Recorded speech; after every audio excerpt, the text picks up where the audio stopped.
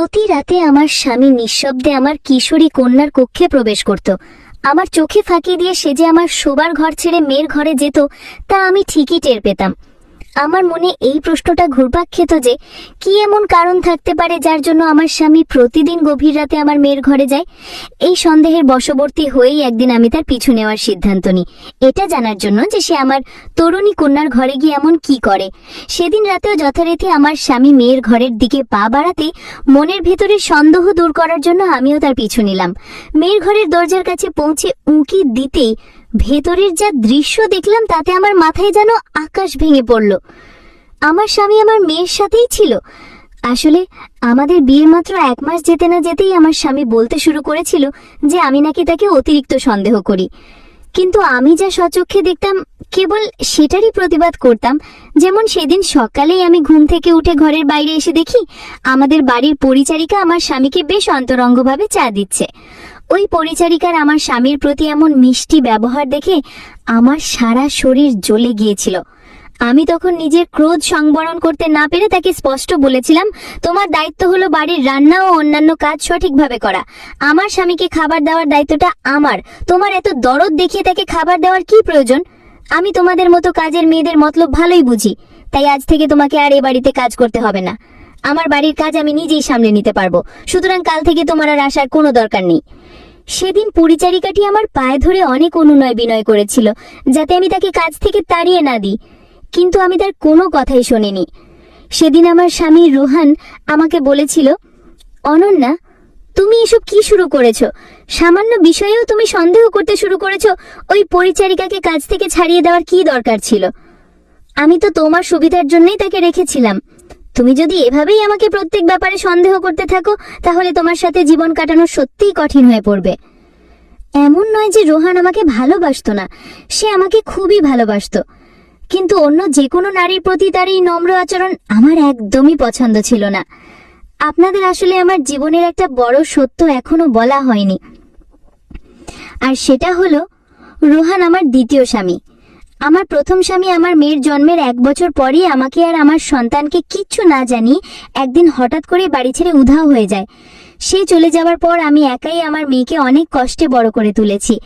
আমার মেয়ে যেন ভালো শিক্ষা পায় এবং নিজেকে কখনো একা মনে না করে, তাই আমি তাকে একটি ছাত্রী নিবাসে রেখেছিলাম যাতে সে আরো 5টা মেয়ের সাথে মিশে স্বাধীনভাবে জীবনযাপন করতে শেখে এবং তার পড়াশোনাও ভালোভাবে চলে। কারণ আমি জানতাম মেয়ে আমার কাছে থাকলে সে তার বাবার বিষয়ে নানা প্রশ্ন করবে, যার উত্তর দেওয়া আমার পক্ষে সম্ভব ছিল না। আমি তাকে কি করে বলতাম যে তার বাবা অন্য এক নারীর সাথে অবৈধ সম্পর্কে জড়িয়ে আমাদের ছেড়ে চলে গেছে?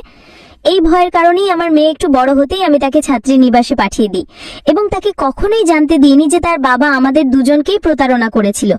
মেয়ে বড় হওয়ার পর আমি তাকে শুধু এটাই বলেছিলাম যে আর্থিক অনর্পণের কারণে মানসিক চাপে পড়ে তার বাবা বাড়ি ছেড়ে চলে গেছে। মেয়ে যখন আরো বড় হলো তখন আমি রোহানের সাথে বিবাহ বন্ধনে আবদ্ধ হই। আমাদের বিয়ে সবে 1 মাস পূর্ণ হয়েছে। আমার মেয়ে দেখতে পরীর মতো সুন্দরী, তার গায়ের রং একদম দুধের মতো সাদা। আমার মেয়ে আমার মতোই রূপবতী হয়েছে। রোহান আর আমি একসাথে পড়াশুনো করতাম। আমার অতীত জীবনের সবকিছু জেনেও রোহান স্বেচ্ছায় আমাকে আর আমার মেয়েকে গ্রহণ করতে চেয়েছিল, তাই আমিও এত ভালো একটা সুযোগ হাতছাড়া করতে চাইনি। কারণ আমি এতদিন আমার প্রথম স্বামীর ফেরার অপেক্ষায় ছিলাম, কিন্তু সে আর ফেরেনি। তাই আমিও অতীত ভুলে নিজের ও মেয়ের ভবিষ্যতের কথা চিন্তা করে রোহানকে বিয়ে করি। আমি ভেবেছিলাম রোহানকে বিয়ে করার পর আমার মেয়ে আবার নতুন করে বাবার ভালোবাসা ফিরে পাবে, কিন্তু আমি আমার স্বামী ও মেয়ের মধ্যে অন্য কিছুর আভাস পাচ্ছিলাম। এটা কি কেবলই আমার মনের ভুল ছিল, নাকি আমার স্বামী সত্যিই আমার মেয়ের দিকে খারাপ দৃষ্টিতে তাকাতো? এই সত্যটা আপনারা গল্পের শেষেই জানতে পারবেন যে আমার মেয়ের সাথে আমার স্বামীর সম্পর্কটা কতটা পবিত্র ছিল, নাকি সে আমার 14 বছরের সুন্দরী মেয়েকে অন্য চোখে দেখত। আমাদের বিয়ের প্রথম 1 মাস পর্যন্ত সবকিছু একদম স্বাভাবিক ছিল। আমি যেরকম ভালোবাসা আশা করেছিলাম আমার দ্বিতীয় স্বামী আমাকে তার চেয়েও বেশি ভালোবাসা দিয়েছিল। কিন্তু সমস্যাটা শুরু হলো যখন আমার মেয়ে 9ম শ্রেণীর পরীক্ষা শেষে ছুটির জন্য আমাদের বাড়িতে এলো। সেদিনই আমি আমার স্বামীর আসল রূপ দেখতে পেলাম। মেয়ে বাড়িতে আসায় আমি তাকে কাছে পেয়ে ভীষণ আনন্দিত ছিলাম, কিন্তু সেদিন আমার মেয়ে বাড়িতে প্রবেশ করেই তার বাবাকে জড়িয়ে ধরে বলেছিল, রোহান কাকু, আমাকে এখানে নিয়ে আসার জন্য তোমাকে অনেক ধন্যবাদ। মেয়ে আমার স্বামীর গলা জড়িয়ে ধরতেই আমার স্বামীও তাকে স্নেহের সাথে আগলে ধরেছিল, কিন্তু কোনো এক অজানা কারণে সেই মুহূর্তে তাদের দুজনকে ওই অবস্থায় দেখে আমার বুকের ভেতরটা কেমন যেন করে উঠেছিল। আমি নিজের আবেগ সংবরণ করতে না পেরে মেয়েকে কিছুটা কঠোর স্বরেই বলেছিলাম, স্নেহা, তুমি বাবার সাথে কিভাবে কথা বলছো? উনি তোমার কাকা নন, তোমার বাবা হন, তাই তাকে শ্রদ্ধা করে কথা বলবে এবং আজ থেকে কাকা নয় বাবা বলে ডাকবে। আমার স্বামী তখন আমার দিকে তাকিয়ে শান্তভাবে বলল, আরে তাতে কি হয়েছে? স্নেহা তো আগে থেকে আমাকে কাকুই বলে ডাকে, এতে আমার কোনো সমস্যা নেই। ওর যদি আমাকে কাকু বলতে ভালো লাগে তাহলে সেটাই ডাকতে পারে। আমি তখন তাকে বলেছিলাম, তুমি একদম চুপ করো, তুমি কিচ্ছু বোঝো না, আমি যা বলছি সেটাই হবে। স্নেহা তোমাকে বাবা বলেই সম্বোধন করবে। সেই দিনের পর থেকে আমার জীবনের সবকিছু যেন ওলটপালট হয়ে গেল। আমার মেয়ে যখন থেকে বাড়িতে এসেছিল তখন থেকে আমার স্বামী বাড়িতে থাকলেই সারাক্ষণ মেয়ের সাথেই ব্যস্ত থাকতো। এমনকি আমার মেয়েও যখন তখন আমার স্বামীকে জড়িয়ে ধরতো, আর আমার স্বামীও তাকে স্নেহের সাথে জড়িয়ে নিত। তখন আমার মনে হতো আমার স্বামী যেন সবসময় আমার মেয়েকে স্পর্শ করার অজুহাত খোঁজে। একদিন তো তারা দুজন সমস্ত সীমা অতিক্রম করে ফেলল। আমার স্বামী আমার মেয়েকে খুশি করার জন্য তাকে একটা অনেক দামি মোবাইল ফোন উপহার দিল। ফোনটা পেয়ে আমার মেয়ে আনন্দে আত্মহারা হয়ে গেল এবং উত্তেজনার বশে তার বাবার গালে একটা চুমু দিয়ে ধন্যবাদ জানালো। ওই মুহূর্তে আমার মাথাটা যেন ঘুরে উঠল। আমার মেয়ে যখন খুশি মনে ফোনটা নিয়ে ঘরের বাইরে গেল তখন আমি সুযোগ বুঝে আমার স্বামীকে রাগান্বিত হয়ে বললাম, তুমি এসব কি করছো? আমার মেয়ে তো ছোট, ও অবুঝ, কিন্তু তুমি তো বড়, তুমি তো ওকে সংযত করতে পারো। তুমি ওর বন্ধু নও, তুমি ওর বাবা, এই কথাটা ভুলে যেও না। আমার স্বামী তখন অবাক হয়ে আমার দিকে তাকিয়ে বলল, অনন্যা, তুমি এসব কি বলছো? স্নেহাকে ভালোবাসার অধিকার কি আমার নেই? আমি তখন লজ্জায় তাকে বুঝিয়ে বলতে পারিনি যে আমি তাদের দুজনের ওই ধরনের ঘনিষ্ঠতা পছন্দ করছি না, কিন্তু আমার মনে হচ্ছিল সে সবকিছু বুঝেও না বোঝার ভান করছে। সেদিন রাতে খাওয়া দাওয়ার পর আমি স্বামীর সাথে তেমন কোনো কথা না বলে নিজের জায়গায় গিয়ে শুয়ে পড়লাম। কারণ যখন থেকে আমার মেয়ে ছাত্রীনিবাস থেকে ফিরে এসেছে তখন থেকে আমার স্বামীর আচরণে আমি তার উপর ভীষণ বিরক্ত ছিলাম। মাঝরাতে হঠাৎ আমার মনে হলো আমার স্বামী চোরের মতো ঘর থেকে বেরিয়ে যাচ্ছে। সে বেরিয়ে যাওয়ার পর আমি চুপি চুপি তার পিছু নিলাম এবং দেখলাম যে সে আমার মেয়ের ঘরে প্রবেশ করছে। সেই মুহূর্তে আমার আর সাহস হলো না তার পিছু নেওয়ার। আমি তার উপর ভীষণ রাগ করে নিজের ঘরে ফিরে এসে শুয়ে পড়লাম। কিন্তু আমি এটাই বুঝতে পারছিলাম না যে আমার স্বামী মাঝরাতে কেন আমার মেয়ের ঘরে যায়। আমি জানতাম না আমার এই সন্দেহ করাটা ঠিক হচ্ছে কিনা। যেহেতু আমার প্রথম স্বামী আমাকে ও আমার মেয়েকে ছেড়ে তার প্রেমিকার কাছে চলে গিয়েছিল, তাই আমার মনে একটা গভীর ক্ষত তৈরি হয়েছিল, যে ভয়টা আমি আজও কাটিয়ে উঠতে পারিনি। আর রোহান যেহেতু আমার মেয়ের নিজের বাবা ছিল না, তাই আমার সন্দেহটা আরো তীব্র হয়েছিল। এদিকে আমার মেয়ে সারাদিন আমার স্বামীর সাথে গল্প করে কাটাতো, যা দেখে আমার একটুও ভালো লাগতো না। কিন্তু আমি তাদের খুলে কোনো কিছু বলতেও পারতাম না যে আমি তাদের এই ঘনিষ্ঠতা পছন্দ করি না। কারণ আমার মনে একটা ভয় কাজ করতো যে আমার স্বামী যদি আমার যুবতী মেয়েকে দেখে তার উদ্দেশ্য পরিবর্তন করে ফেলে বা তার সাথে নিজের কোনো ইচ্ছে পূরণ করে, তাহলে আমার মেয়ের জীবনটাই নষ্ট হয়ে যাবে। কিন্তু এই কথাটা আমি না পারছিলাম আমার মেয়েকে বলতে, না পারছিলাম আমার স্বামীকে বলতে। আর এই ভয়টা আমার মনের ভেতর দিন দিন বাড়তে থাকছিল। একদিন আমি রান্নাঘরে রান্না করছিলাম, তখন আমার মেয়ে তার ঘর থেকে বেরিয়ে এসে সোজা তার বাবার কোলে গিয়ে বসে পড়ল এবং তার ঘাড়ে হাত রেখে আবদারের সুরে বলল, বাবা, ছুটিতে বাড়িতে বসে থেকে আমার আর ভালো লাগছে না, আমি নতুন কিছু শিখতে চাই। আমার স্বামী তখন মেয়ের কোমরে আলতো করে হাত রেখে তাকে আশ্বস্ত করে বলল যে সে তাকে সাইকেল চালানো শিখিয়ে দেবে। আমার স্বামী যখনই মেয়ের কোমরে হাত রেখে হাসি মুখে তার সঙ্গে কথা বলছিল, সেই দৃশ্য দেখে আমার সহ্য হলো না। আমি রান্নাঘর থেকে বেরিয়ে এসে মেয়ের হাত ধরে তাকে তার বাবার কোল থেকে সরিয়ে দিয়ে বললাম, তুই এত বড় হয়েছিস তাও বাবার কোলে এভাবে বসে আছিস? তুই এখন আর ছোট নেই, তোর এই ছেলে মানুষের স্বভাবগুলো এবার ছাড়। মেয়ে তখন অবাক চোখে আমার দিকে তাকিয়ে বলল, মা, তুমি সবসময় আমাকে বাবার কাছে যেতে বাধা দাও কেন? আমি কি বাবার কোলে একটু বসতেও পারি না? এই কথা বলে আমার মেয়ে রাগ করে নিজের ঘরে চলে গেল। মেয়ে চলে যাবার পর আমি আবার আমার স্বামীকে বললাম, তুমি এসব কি করছো? আমার মেয়ে অবুঝ, কিন্তু তুমি তো সব বোঝো।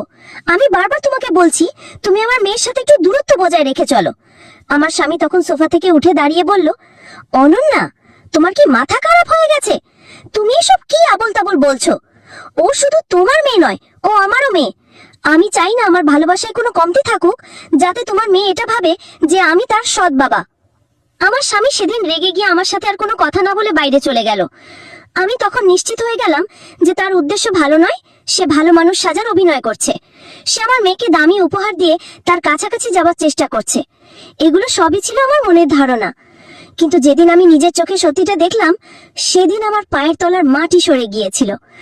আমার স্বামী আমার মেয়েকে সাইকেল শেখানোর অজুহাতে তার কোমরে আর পিঠে হাত দিত। আমার মেয়ে যখন সাইকেল চালাতে গিয়ে পড়ে যেত, তখন সে তাকে ধরে ফেলার বাহানায় জড়িয়ে ধরতো। আমি বুঝতাম সে আসলে খারাপ উদ্দেশ্যে আমার মেয়েকে স্পর্শ করার চেষ্টা করত, কিন্তু আমার মেয়ে ছোট হওয়ায় এইসব কিছুই বুঝতো না। সেদিন রাতে আমার স্বামী অফিস থেকে ফেরার পর আমি তার সাথে একান্তে কথা বলার সিদ্ধান্ত নিই। আমি আর এসব সহ্য করতে পারছিলাম না। আমি তাকে সরাসরি জিজ্ঞেস করলাম, তুমি কেন বারবার আমার মেয়েকে স্পর্শ করার চেষ্টা করো?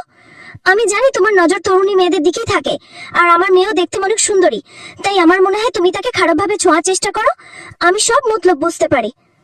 আমার কথা শুনে আমার স্বামী অবাক হয়ে গেল। সে বলল, ছি অনন্যা, তুমি আমার স্ত্রী হয়ে আমার সম্পর্কে এত খারাপ ভাবতে পারলে? আমি ভাবতেও পারিনি যে তুমি বাবা মেয়ের সম্পর্ককে এত নোংরা দৃষ্টিতে দেখবে। ও একটা বাচ্চা মেয়ে, আমি ওকে নিজের মেয়ের মতোই ভালোবাসি। আমি যদি ওকে ভালোবেসে স্পর্শ করি বা ওর কপালে চুমু দিই, তাতে খারাপের কি আছে? তুমি কি তোমার মেয়েকে ভালোবেসে চুমু খাও না?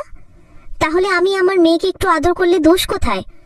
তুমি নিজের মন থেকে এই সব বাজে চিন্তা দূর করে দাও, না হলে আমি এইসব সহ্য করতে না পেরে বাড়ি ছেড়ে চলে যাব। আমি স্বপ্নেও ভাবিনি যে তুমি আমার মেয়ের সাথে আমাকে সন্দেহ করবে। সেদিন আমার স্বামী আমার ওপর রাগ করে পাশের ঘরে গিয়ে শুয়েছিল, কিন্তু আমি সারা রাত ঘুমাতে পারিনি, কারণ আমার মনের অবস্থা কেউ বুঝতে চাইছিল না। আমি একজন মা, আর আমার মেয়ের ভালো মন্দ দেখা আমার প্রধান কর্তব্য। রোহানের সাথে দ্বিতীয় বিয়ে করার পর আমার নিজের উপরই আফসোস হতে লাগলো। আমার মেয়ে বাড়িতে আসার পর থেকে আমার স্বামী আমাকে একেবারেই সময় দিত না, কিন্তু আমার মেয়েকে সে সারাক্ষণ সময় দিত। আমি তার সাথে বাইরে ঘুরতে যেতে চাইলে সে রাজি হতো না, কিন্তু আমার মেয়েকে ঠিকই নিয়ে যেত। এসব দেখে আমার মাথা খারাপ হয়ে যাওয়ার উপক্রম হয়েছিল। সেদিন রাতেও যখন আমার স্বামী চোরের মতো লুকিয়ে আমার মেয়ের ঘরে গেল, তখন আমি আর নিজেকে ধরে রাখতে পারলাম না। আমি তার পিছু নিলাম এটা দেখার জন্য যে সে রোজ রাতে মেয়ের ঘরে গিয়ে কি করে। মেয়ের ঘরের দরজার চাবির ফুটো দিয়ে আমি ভেতরের দৃশ্য দেখার চেষ্টা করলাম, কিন্তু যা দেখলাম তাতে আমার পায়ের তলার মাটি সরে গেল। আমার স্বামী বিছানায় বসেছিল, আর আমার মেয়ে তার কোলে মাথা রেখে কাঁদছিল। আমার মেয়ে স্নেহা তাকে বলছিল, বাবা, তোমাকে আমার জীবনে পেয়ে আমি যে কতটা আনন্দিত তা বলে বোঝাতে পারবো না। আমি তো জন্ম থেকেই বাবার স্নেহ কি তা জানতাম না, বাবার মুখটাও আমার মনে নেই, কিন্তু তোমাকে নিজের বাবার মতো পেয়ে আমি খুব খুশি। এত বছর পর তোমার মতো একজন ভালো বাবা পেয়েছি, তাই বাবা আমি তোমাকে হারাতে চাই না। তুমি আমাকে ছেড়ে কখনো কোথাও যেও না। আমি এতদিন পর মা আর বাবাকে একসাথে পেয়েছি, তাই আমি তোমাদের ছেড়ে আর ছাত্রীনিবাসে থাকতে চাই না। আমার স্বামী তখন আমার মেয়ের মাথায় ভালোবেসে হাত বুলিয়ে বলল, স্নেহা, তুমি আমার নিজের মেয়ের মতোই। আমি তোমাকে সেই সমস্ত ভালোবাসা আর স্নেহ দিয়ে ভরিয়ে দেব যা পাওয়ার তুমি অধিকারী। আর যখন তোমার বিয়ে দেব, তখন এমন ছেলে খুঁজে আনবো যে আমার মেয়েকে নিয়ে এই বাড়িতেই থাকবে, কারণ আমি আমার মেয়েকে আমাদের থেকে দূরে পাঠাতে চাই না। কিন্তু এখন তোমাকে ছাত্রীনিবাসে থেকেই পড়াশোনা করতে হবে। তোমার স্কুলের পড়াশোনা শেষ হলে আমি তোমাকে সেখান থেকে নিয়ে আসব। তখন আমরা বাবা মেয়ে মিলে খুব মজা করব আর ঘুরবো। কিন্তু এখন তুমি নিজের পড়াশোনায় মন দাও, না হলে তোমার মা তোমার ওপর রাগ করবে। ওই সময় আমার মেয়ে তার বাবাকে যে প্রশ্নটা করেছিল সেটা শুনে আমি লজ্জায় কুঁকড়ে গেলাম। আমার মেয়ে তাকে জিজ্ঞেস করেছিল, বাবা, সবকিছুই তো ঠিক আছে, কিন্তু মা কেন সবসময় আমাকে তোমার থেকে দূরে সরিয়ে রাখে? তোমার সাথে একটু কথা বললেও মা বকা দেয়, এমনকি তোমার সাথে ঘুরতে গেলেও বা সাইকেল চালাতেও মা আমাকে বকা দেয়। আমার স্বামী তখন মেয়ের কথা শুনে মাথা নিচু করে তার মাথায় হাত বুলিয়ে বলল, দেখো স্নেহা, এই পৃথিবীতে একজন সন্তানকে তার মায়ের চেয়ে বেশি আর কেউ ভালোবাসতে পারে না। তাই তোমার মা তোমার ভালোর জন্যই তোমাকে বকা দেন। তুমি তোমার মায়ের কথায় কিছু মনে করো না। আসলে তুমি যদি আমার সাথে বেশি মেলামেশা করো, তাহলে তুমি আর হোস্টেলে ফিরে যেতে চাইবে না। এই জন্যই তোমার মা তোমাকে আমার থেকে একটু দূরে রাখতে চান। আমার স্বামী আর আমার মেয়ের কথা শুনে আমার চোখ দিয়ে অঝরে জল পড়তে লাগলো। এরপর আমার স্বামী স্নেহার মাথায় হাত বুলিয়ে বলল, তুমি এখন শুয়ে পড়ো মা, আমি তোমার মাথায় হাত বুলিয়ে একটা গান শুনিয়ে দিচ্ছি। তারপর সে আমার মেয়ের মাথায় হাত বুলিয়ে তাকে গান শুনিয়ে ঘুম পাড়িয়ে দিল। প্রায় আধ ঘন্টা পর স্নেহা ঘুম পড়লে আমার স্বামী তার গায়ে ভালোভাবে চাদরটা জড়িয়ে দিয়ে তার বিছানা থেকে বই খাতা গুছিয়ে রেখে ঘরের আলো নিভিয়ে দিল। সে ঘর থেকে বেরিয়ে আসার আগেই আমি সেখান থেকে সরে এসে সোফার সামনে দাঁড়ালাম। অন্ধকারে আমাকে সেখানে দাঁড়িয়ে থাকতে দেখে রোহান বলল, তুমি এত রাতে এখানে কি করছো? আমি তখন কাঁদতে কাঁদতে তার হাত ধরে বললাম, রোহান, আমাকে ক্ষমা করে দাও। আমি তোমাকে অনেক ভুল বুঝেছি। আমি ভাবতাম তুমি প্রতিদিন রাতে আমার কাছ থেকে উঠে গিয়ে আমার মেয়ের কাছে যাও তাকে খারাপভাবে স্পর্শ করার জন্য, কিন্তু তুমি তো প্রতিদিন আমার মেয়েকে গান শুনিয়ে ঘুম পাড়ানোর জন্য তার ঘরে যেতে। যেহেতু আমি তোমাদের ঘনিষ্ঠতা পছন্দ করতাম না, তাই এই সত্যিটা নিজের চোখে দেখার পর আমার নিজের উপরই খুব লজ্জা হচ্ছে। আমার এই বিরাট ভুল ধারণার জন্য আমি আমার স্বামীর কাছে হাত জোর করে ক্ষমা চাইলাম। সেদিনের পর থেকে আমি আর কখনো আমার স্বামী আর আমার মেয়েকে একসাথে দেখে সন্দেহ করিনি। সেদিন আমি উপলব্ধি করেছিলাম যে একটা সম্পর্কে যদি বিশ্বাস না থাকে, তাহলে সেই সম্পর্ক টিকিয়ে রাখা খুব কঠিন। সন্দেহ করে কখনো কোনো সম্পর্ক ধরে রাখা যায় না। স্বামী স্ত্রীর সম্পর্ক হওয়া উচিত বন্ধুত্বের মতো, যেখানে তারা একে অপরের সাথে মন খুলে কথা বলতে পারবে। আমি যদি শুরুতেই আমার স্বামীর সাথে এই বিষয়ে আলোচনা করতাম, তাহলে আমার মনের সন্দেহ এতটা বাড়তো না। আমি তো মনে মনে আমার স্বামী আর মেয়ের সম্পর্কে অনেক খারাপ ধারণা করে বসেছিলাম। এখন আমি আমার মেয়ের ভালোর জন্য আর তার খুশির জন্য তাকে আর ছাত্রীনিবাসে পাঠাইনি। যেহেতু আমার মেয়ে তার বাবার সাথে থাকতে ভালোবাসে, তাই এখন আমি আমার মেয়ে আর স্বামীকে নিয়ে এই বাড়িতেই থাকি। আমি সত্যি খুব ভাগ্যবতী যে রোহানের মতো এত ভালো স্বামী পেয়েছি, যে আমার মেয়েকেও নিজের মেয়ের মতো করে এত ভালোবাসা দিয়েছে। আমার এই কথাটা অনেক আগেই বোঝা উচিত ছিল যে সৎ বাবা হয়েও সে আমার মেয়েকে কতটা ভালোবাসে। আসলে আমি প্রথম থেকেই আমার দ্বিতীয় স্বামীর আমার মেয়ের প্রতি ভালোবাসাকে ভুল চোখে দেখেছিলাম, আর এর জন্য সম্পূর্ণ দোষটা আমারই ছিল। আমার স্বামী অনেক ভালো একজন মানুষ, আমি তাকে চিনতে ভুল করেছিলাম। প্রত্যেকটা সম্পর্কে বিশ্বাস আর ভরসা থাকা অত্যন্ত জরুরি। বিশ্বাস আর ভরসা না থাকলে সেই সম্পর্ক একদিন না একদিন নষ্ট হয়ে যায়। এখন আমি আমার স্বামী আর মেয়ের সাথে অনেক সুখে আছি। এখন আমি আর আমার স্বামীকে সন্দেহ করি না।